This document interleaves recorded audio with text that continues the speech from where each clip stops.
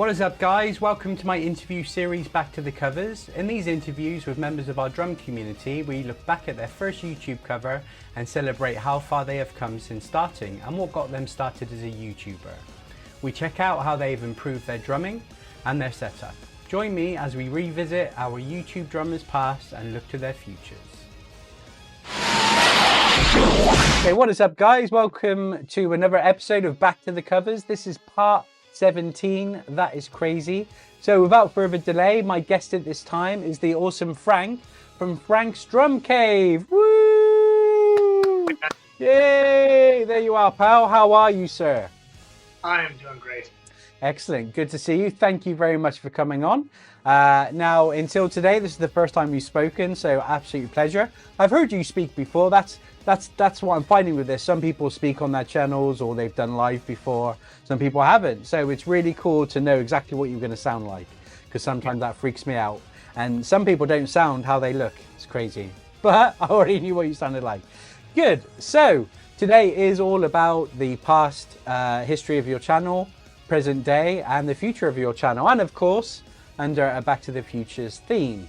So on that note, talk to me about your love for Back to the Future, sir. The one thing that comes back every single time is when they get the car to go 88 miles per hour. You see that electrical shock, the storm and all that, and they go back. I don't really remember the rest of the movie. Okay, that's cool. I only remember that. I haven't seen it in at least 5 years. Cool. I always remember that scene. Cool. Well, I should always set that as homework. And what about the sequels? Have you seen the sequels? It's just been a while. I have, but it has been years and years and years. I'm a first movie guy. With every series, I prefer the first movie to the rest of it. Yeah, I think every guest has agreed with that. However, the second one does hold up. There's no love for number 3. I like it though. I like it though. So it sounds to me like I need to watch all of them. Yeah, definitely. So one thing that I do on these is show, well, originally I was showing Back to the Future merchandise, and then I ran out of merchandise. However, Christmas has been and gone, and I received this from my wife. It's a water bottle with the flux capacitor. Oh, nice. Nice. So this is my merchandise for today's episode. Absolutely love it. Cool. So it is time for us to get into our DeLorean, and we're going to go back in time. So without further delay, hold on tight, Frank. Here we go.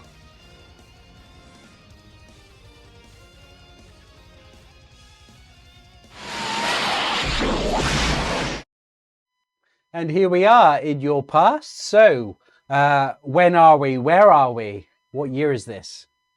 Probably 2018. 2018. Do you remember the month?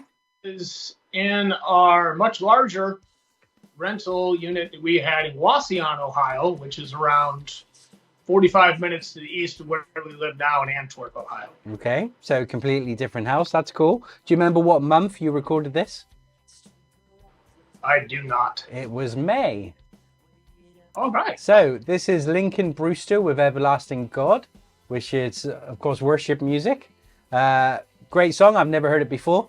So there's lots to talk about here. Lots of change. So, of course, this was 6 years ago.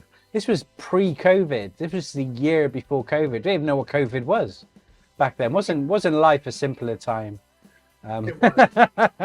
So, number one, what made you record a drum cover?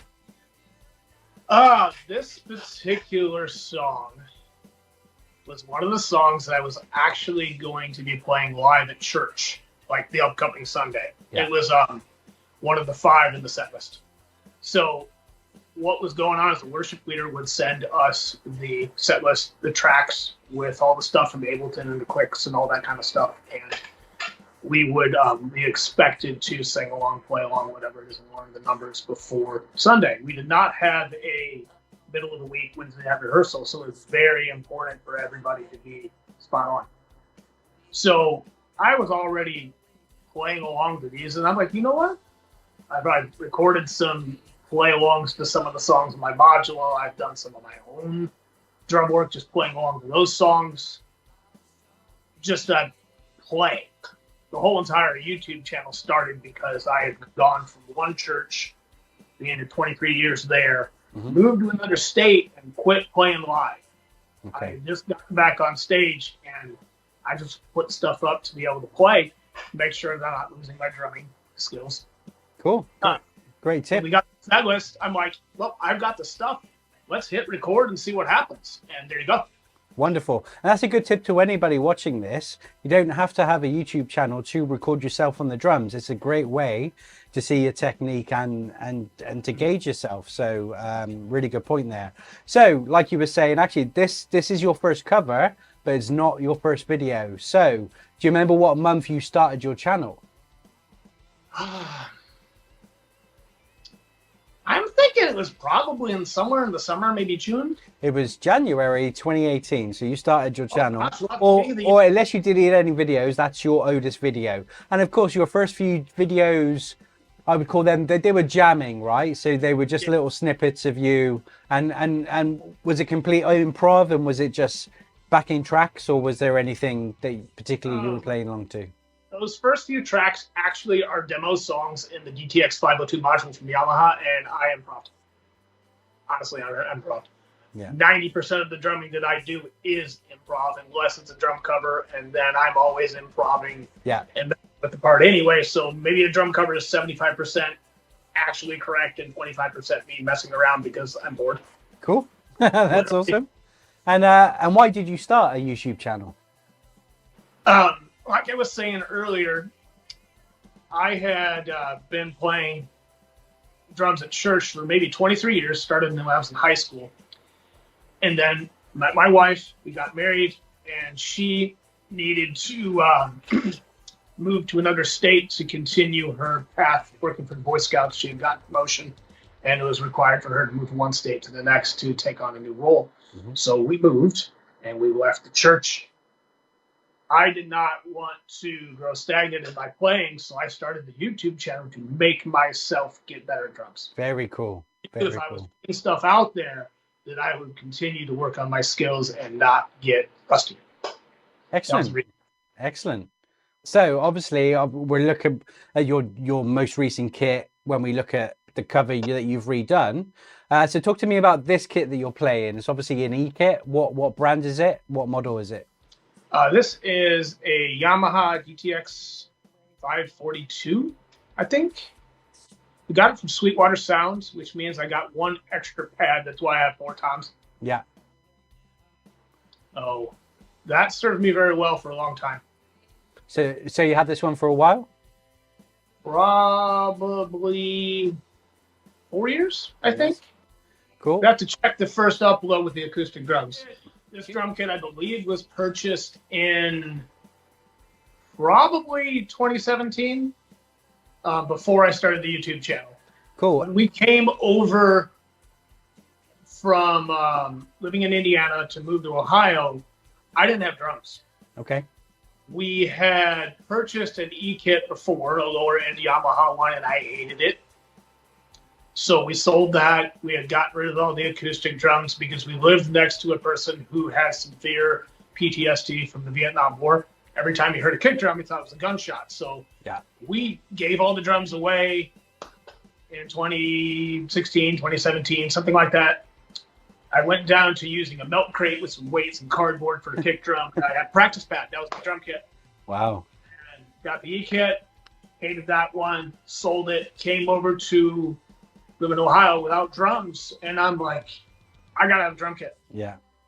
I do not want to live my life without drums, so we went to Sweetwater Sounds Gear Fest, 2017, and bought the Yamaha kit, and for about the next 4 years, I became known as the Yamaha guy. Okay. We actually started a Yamaha DTX Drums Facebook group that's got like 8,000 members now. Wow. Very cool. Very cool. So that was really cool to be able to get into that, and I had no idea what was going to happen with it, and all of a sudden it exploded. That's really cool. So you kind of went from hating E-kits to actually finding a passion for Yamaha. Actually, I had, before I got this, I was both. Okay. I had acoustic drums, but in church, we used Roland V drums. We used the Yamaha DT Extreme kit in our alternative service, so I played both Yamaha and Roland electric drums for years. But we also occasionally used acoustic drums, so I had access to both. Cool. Depending on what service I was playing in. Wonderful. Neighbors means E-drums. Yeah. Neighbors means if you're playing at 3 in the morning, you are using rods. Yeah. Some of my more recent videos are rods because people were at home, they're sleeping, whatever it is. I don't want to get a fine, so you do what you got to do. Well, it's considerate at the end of this. This is why I've always had an E-kit. I'm in a semi-detached house, so this wall is my neighbour's. So I would never get an acoustic kit. Okay, very cool. So when do you start learning the drums? How old were you when you started? When I was 8 years old, my babysitter's son had a drum set in the living room, and he would play along to Sweet Child of Mine's music video on MTV. Very cool. Every day he would play along to it, note for note, and I just was mesmerized by it, stared at it. Yeah. 2 years later, my parents put me in middle school band program, and the summer before my 6th grade year, they bought me a snare drum. I think it was a Ludwig aluminum shell snare drum. Used that, went through the band program to middle school and high school. When I was almost 17, I bought my first Ludwig concert tom kit or something like that. I don't have any pictures. It was a piece of crap. Had plastic small, had an old brand of cymbals called Camber that were so thin you could bend them in half with your hands. But that's what I learned on. Yeah. Before I had a drum kit, I actually did air drums to learn drum kit with tapping my foot on the floor. Very cool. Very cool. I like that. So that's been, see, if you officially say that I got my first drum at 10 years old, that's 36 years ago. Wow. Awesome. Lifetime of drumming. It's not a bad life. Very cool. So let's talk about your recording process here. Not necessarily this cover, because this wasn't your first video. But at the time of, this is very early on in your YouTube channel, what were you using to record the video? This particular video and the ones previous, I believe I used an iRig. Okay.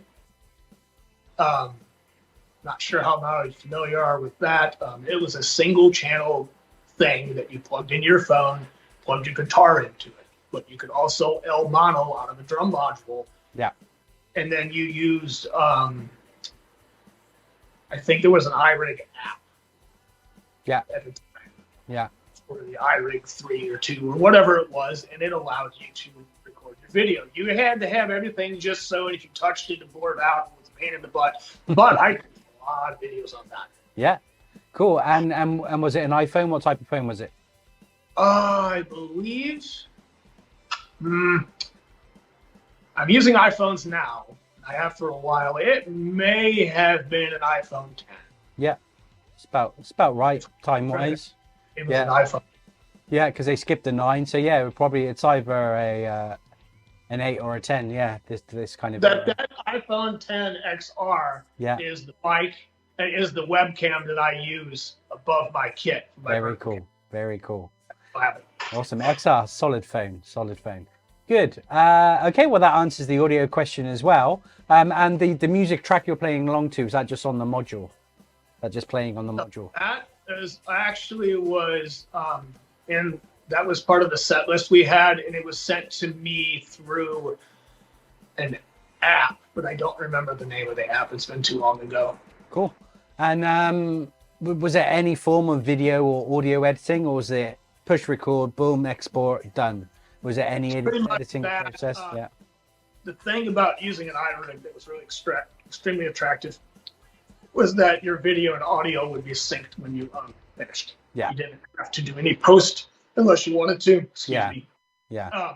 And I didn't have Premiere Pro at the time. I didn't have a computer. I think my wife had a laptop or whatever, but we weren't into any of the really fancy stuff that we're trying to use now. Yeah. That I still avoid because it's a pain in the butt. But I'm a big fan of anything that I do not have to sync. Yeah. And you didn't have to sync the iRig, and I think it might have cost me $30.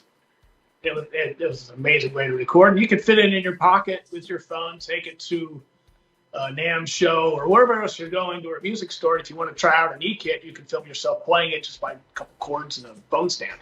Yeah, fantastic. Okay, good stuff. I think we're pretty much there in the past now. If you could, in fact, go back in a DeLorean, what advice would you have given yourself back then? Now, you know, where we're at now with your drumming and with your channel. Honestly, loosen up. Whatever the first take is, use that one. Yeah. Because that's the one that feels the best. When you start doing 20 or 30 takes, you might be quote unquote perfect, but it's not going to feel right to you, and you're going to look stiff on camera. Yeah. Cool. Yeah, no, spot on. Great advice. I mean, I stop at take 10. If I can't get it in 10 takes, it's not ready. But yeah, you're right. The first take is often the best, because then any other take after, you're thinking about that mistake and you're anticipating it happening again. No, awesome. Best advice I've heard. Great. Okay, well, let's hop back into that DeLorean and we're going to come back to the future, to the present day. Here we go.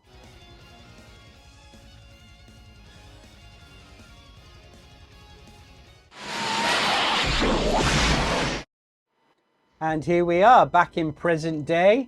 Big change already. You have an intro. You've done editing and you're a DrumTuber. And in fact, you are the newest member of the DrumTuber community. So thank you very much for joining us. It's much appreciated. So let's talk about that first. You're editing now. So what software do you use for your video editing? Currently, I am using a combination of Clipchamp. Okay. And Premiere Pro. Cool. Yeah, I've heard of Premiere Pro, of course. Not Clipchamp. What's Clipchamp about? Clipchamp is a Microsoft product that's included with Windows. Okay. Cool.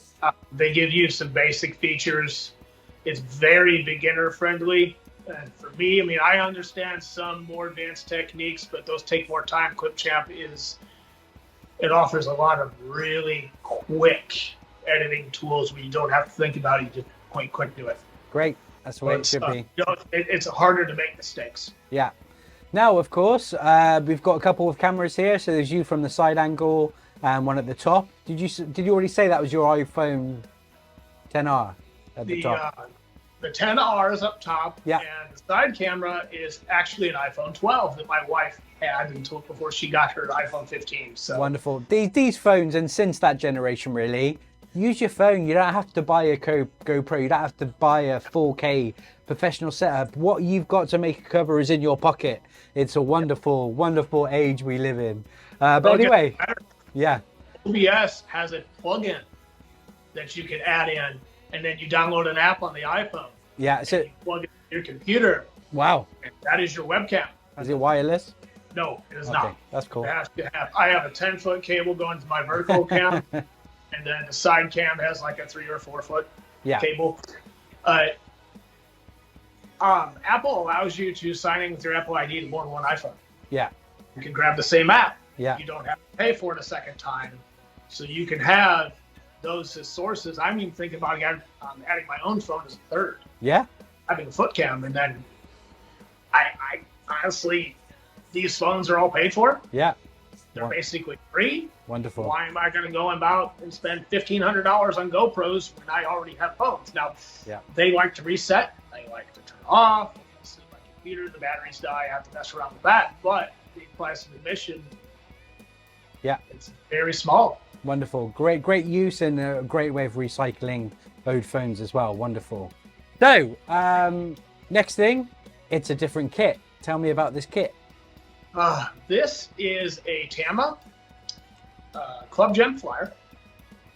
It's being recorded partially using a Yamaha EAD10 module, which I got when I sold the E-kit that I had, that I played the original Lake and Brewster cover with. Yeah. I wanted to do hybrid drumming, which the EAD10 allows. And in order to do that, I had to have a cache, so the E-drums had to go. There you have it. So it's a hybrid acoustic kit.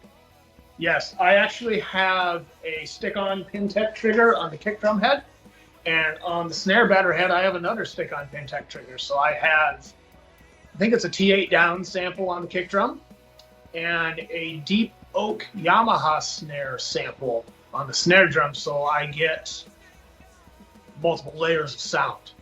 Whatever microphones I'm using, extra microphones, electronic samples, whatever it is, so you can really fatten tighten up your sound. Wow, it works. I have more space for more triggers if I want to. Yeah, cool. And I think you've already said, so all that's being recorded in OBS on the fly. So essentially it's a live drum cover. Just because it's not broadcasted live, it's a live. I even have more stuff now than I originally had. Yeah. When I put the drums out in the garage, since then I have acquired an internal kick drum mic, a snare mic I originally had. I added it back in when I got away from recording with a Zoom camera to an actual interface. And then maybe a week ago, I added a couple Behringer C2 overheads. So those are not used in the new version of Everlasting God, but they will be in upcoming videos. Cool. Awesome. Awesome. Yeah. Now, obviously, it sounds superb, and that's another big difference from your last one. Throw it into Clipchamp. Yeah. That's where I add in the DrumTuber logo, which I can green screen in there with one click, which is simple. Yeah. And after I get all that in, and the logo is timed, I've thrown in any other video elements like album art, song title, captions. I will cut off the front, so they're not watching me look like a drunk getting my drum kit. I'll cut off the back end, fade it out. If I'm going to add intro and outro, I throw them in. Then I export that as an MP4, throw it into cloud storage, take it to my wife's computer. Mm-hmm. She's got Premiere Pro. Yeah. I literally throw that in there, normalize the audio, export that, and then it goes back into cloud storage, goes back to my system, and that's where I upload it from. Great. Wonderful, wonderful process. And it becomes routine, doesn't it? I mean, you're probably getting quicker and quicker, but we all reach that point where actually we're only as quick as the computer will go now. We know exactly what we're doing. We're experts in our craft. Lush. Excellent. It took a while. Yeah. It took like a whole entire month of uploading shorts. Yeah. You did shorts almost every day, it seemed like. Yeah. Now, of course. Multiple covers to get that good. Yeah, that's something I was going to say actually in the past is those original videos you were doing, there wasn't YouTube Shorts at the time. That would have been perfect for YouTube Shorts, wouldn't it? Those quick snippets of you playing along to stuff is today's Shorts, really, isn't it? That would have been great content for that if Shorts were around back then. Now, as far as this song, Lincoln Brewster-Everlasting God, how did you find recording it a second time? I had thought about doing you do a remastered drum cover series, right? I did, yeah. I have retired it, but I did it for like 3 years, yeah. I would always go back and revisit. I was kicking the can around about doing my own. Yeah? Several songs that I know I can do better on that was just, either I know I can redo them and make them even better, or they just sucked. They were so bad originally, I wanted to video and record it. So this was one of those songs. Cool, cool. And I kicked the can around for probably around a couple months, and then you said, "Hey, you want to do the interview? You need to redo this, your first drum cover." And I'm like, "Well, wait a second. Oh, it's the Lincoln Brewster song in there, yeah." Excellent. I'm so glad it's inspired you to want to go back. Which actually, that's what gave me the idea for this interview series, is how do I get the community to go back and do it? Because I love doing it, because it shows progression, and actually, if you choose your favorite songs, it's a lot of fun. You get to play songs that you love playing, which is awesome. So I'm really glad it's inspired. Yeah, do it, man. I used to do it monthly. I am going to start, I kind of need to build up my content to then remaster again. So I will bring it back. I'm just going to retire it for a year, and then I'll probably do some of this year's stuff again next year. But anyway, it's great, and I'm so glad to hear it's inspired you. So that's great. This is your 6th year of your channel. What do you love about having a YouTube channel? Why do you keep doing it? The community, honestly, getting to know other drummers, connecting with non-drummers, having like recently had somebody on TikTok say, "Hey, I play guitar, you're a little short," that kind of stuff. Yeah, just community connections keep me going. I'm not playing live anymore. I do still do some professional studio work. I started that again. Cool. Maybe a month ago. Excellent. Life got in the way, but now I'm back at that. I actually travel for that to go back to my hometown. Wow, fantastic. That's everything in the present. So we're going to make one more trip in the DeLorean. we're going to hop back in and go into the future and talk about what's coming up on your channel. So here we go for the last time.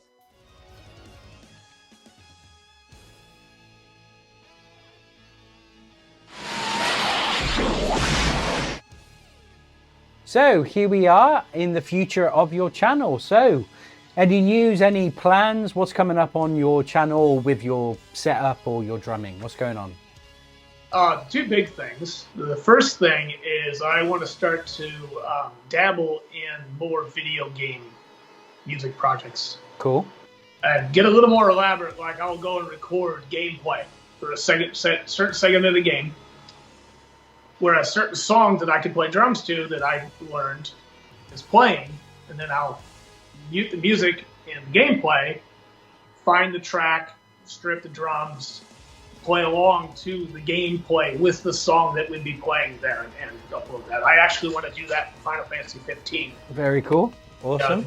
East section where you can go to the beach and fish and all that kind of stuff. Have not recorded the gameplay yet. I recently re-downloaded the game. I just have to get to the section and do the gameplay. Okay, cool. That's cool. The other big thing is some of you might know that I do some professional studio work.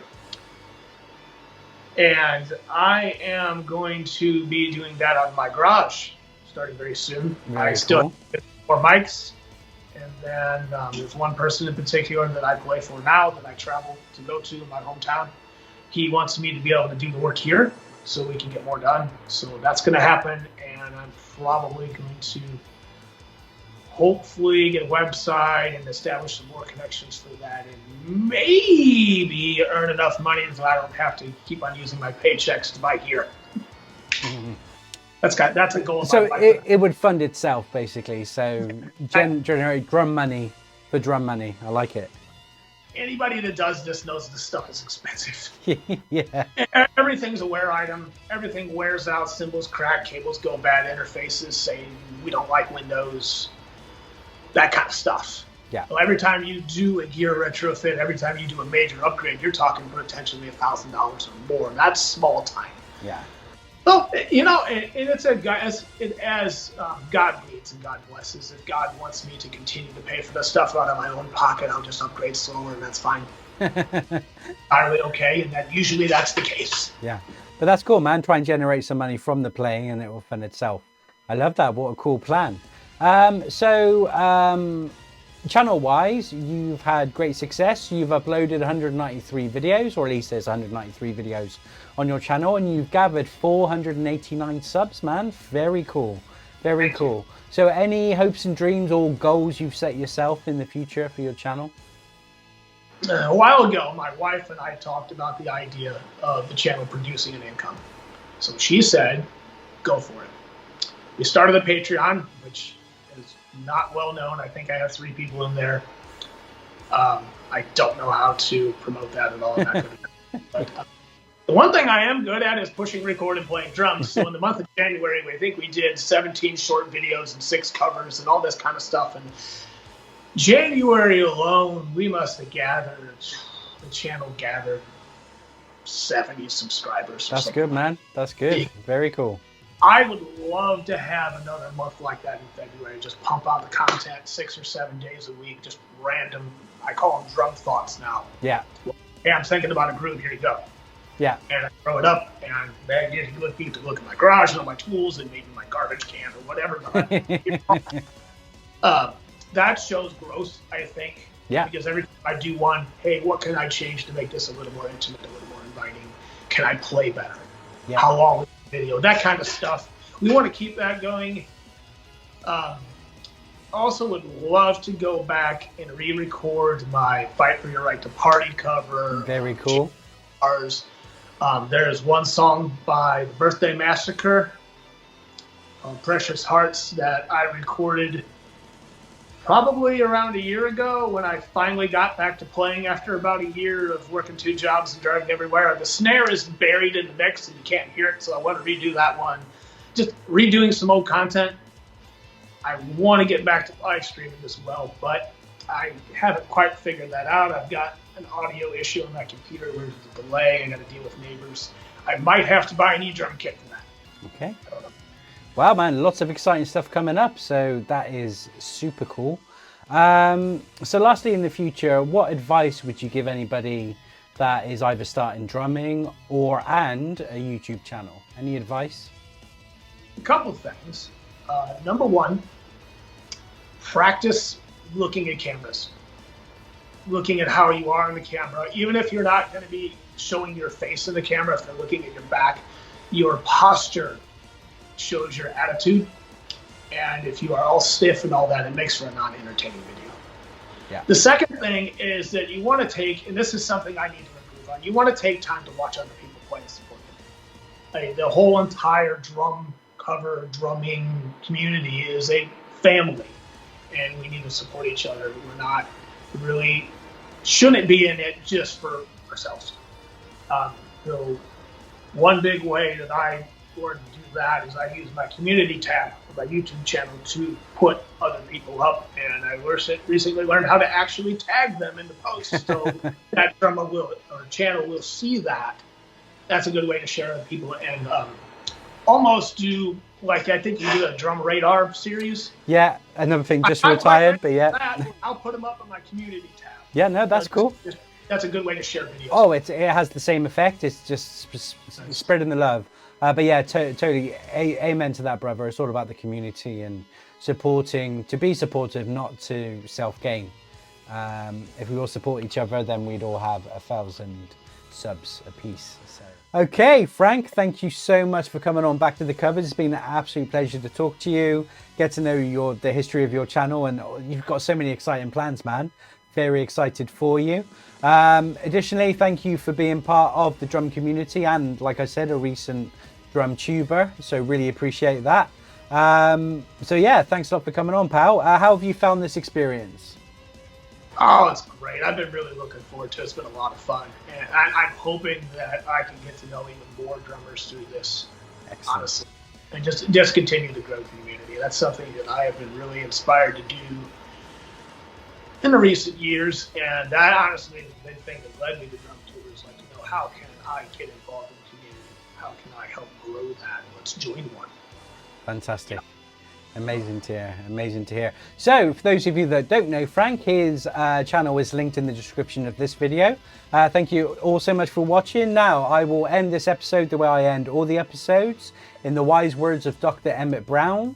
Your future hasn't been written yet, no one's has. Your future is whatever you make it, so make it a good one. Frank, you are epic. Thank you very much. See you soon. Bye.